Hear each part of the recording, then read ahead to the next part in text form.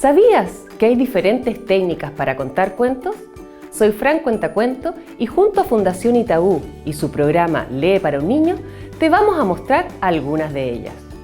Hay cuentos que provienen del folclore y que están llenos de fórmulas o frases que se repiten varias veces, como por ejemplo, soplaré y tu casa derribaré. Estos cuentos son ideales para ser contados de diferentes maneras y a los más pequeños les encantan, porque les permite participar activamente de la lectura. Dentro de los cuentos folclóricos están los cuentos acumulativos, como en el libro Estaba la rana, extraído de una canción popular y escrito por Paloma Valdivia e ilustrado por Carles Ballesteros. En este cuento hay una primera oración o fórmula que se va repitiendo a lo largo de la historia. Seguro la conocen. Estaba la rana cantando debajo del agua. Luego van apareciendo uno a uno otros personajes y cada vez que aparecen, la narración comienza de nuevo desde el principio. Cuentos de ida y vuelta. En estos, los personajes van por una senda y luego se devuelven por el mismo camino. Como en el clásico Vamos a cazar un oso, de Michael Rosen y Helen Oxenbury, que es una versión de una canción de la tradición inglesa en la que una familia sale a cazar un oso. Atraviesan un campo de pastos verdes, un río profundo, un bosque oscuro y otros lugares hasta encontrar un oso. En ese momento salen arrancando y regresan por los mismos paisajes hasta llegar donde comenzaron su aventura.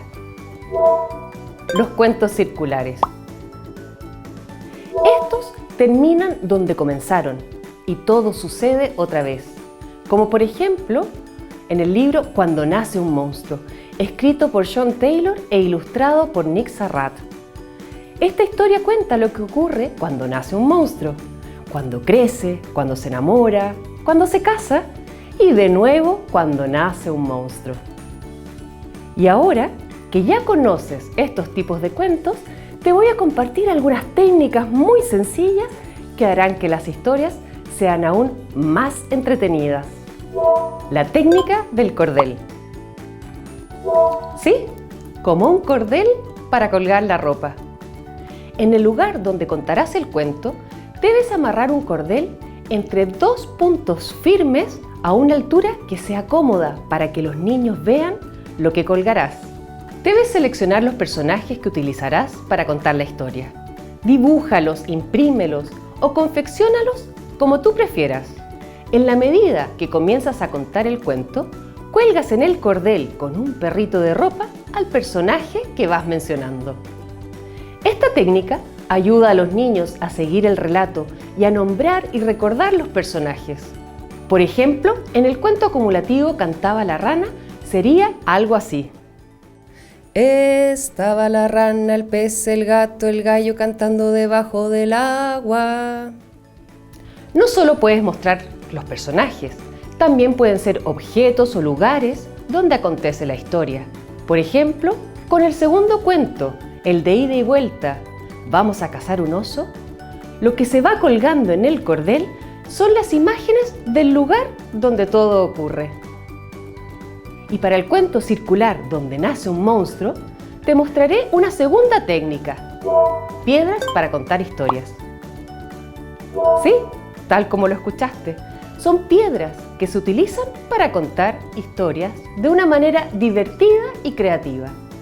Cada piedra tiene un dibujo o imagen con los personajes, objetos o lugares, y lo mejor, los niños pueden ayudar a hacerlas. Este es un recurso que permite desarrollar la creatividad y la imaginación. Además, fomenta la concentración y la escucha. Para ponerlo en práctica, puedes contar un cuento conocido o inventarlo. Se pueden crear infinitas historias de todas las temáticas posibles.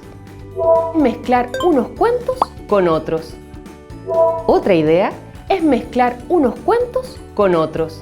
Por ejemplo, podríamos empezar a contar el cuento de la Caperucita y que en la mitad del bosque aparezca la planta de habichuelas mágicas. Y cuando Caperucita vaya a visitar a su abuela, en lugar de su cabaña, se encuentre con la casa de dulce de Hansel y Gretel. Así podemos crear con los niños cuentos muy locos y divertidos. Les encantará mezclar unos personajes con otros.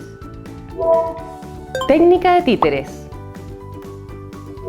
Para los niños más pequeños, los títeres son muy atractivos, casi irresistibles, y en cuanto ven uno, quieren acercarse y entrar en contacto con él.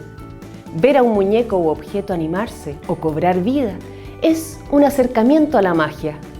Y de eso se trata la creatividad y la imaginación infantil. En esta ocasión, no me refiero a una función de títere como casi todos conocen, de esas en que hay un teatro y los muñecos asoman por una ventana, sino en la que usamos uno o algunos muñecos como apoyo al cuento que se va a leer. Una sugerencia es tener un amigo que invite, que atraiga, motive a escuchar el cuento. O podemos tener un par de muñecos que sean parte de la historia que vas a contar y que en algunas ocasiones, que has planificado con anterioridad, cobrarán vida y representarán alguna parte de la historia. En otros videos que puedes revisar, ya hemos hablado de lo importante que es que los niños vayan creando imágenes mentales de lo que van escuchando. Pues bien, los títeres facilitarán esa tarea, ayudándolos a poner atención, escuchar y comprender. También podemos agregar a los cuentos movimientos corporales, música o canciones para que los niños y niñas participen y disfruten aún más. Albahaca y hierbabuena, la sesión pasó. Almohadita de retamo, aquí me despido yo. Hasta la próxima y recuerda que siempre es un buen momento para leerle a un niño.